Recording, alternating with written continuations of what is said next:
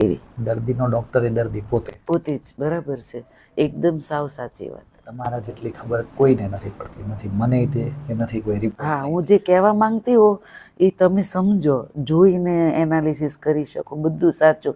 પણ મન ક્યાં શું થાય છે એ સમજાવવું, આપણને થતું એ સમજાવવું અઘરું છે ને બધાને. એટલે જ કહું, દર્દીનો સૌથી પહેલો ડોક્ટર દર્દી હા, પોતે.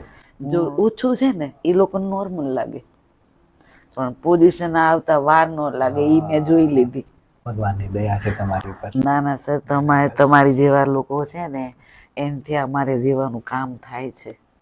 અમે એક નિમિત્ત છીએ. ભલે નિમિત્ત છો, પણ તોય તમે તમારા વાક્ય મને એકદમ સચો જાણે સોનામાં મઢાવા જેવા લાગે. સાચું કહું સર.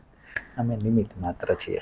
મેં કેટલા લોકોને, હું જે જરી કંઈ થતું હોય ને, હું એને બધાને 5 ફોન કરું, જાતે આવું, લખાવું અપોઇન્ટમેન્ટ, જેટલા અમારા જેવા હોય ને બધાને હારા કરીને મોકલી દો ને. અને વધુ ને વધુ બધાને ખબર પડે કે તમારી કળા છે, આવડત છે, એનો લાભ સૌ લે, નકર પીડાયા કરે ઘરે.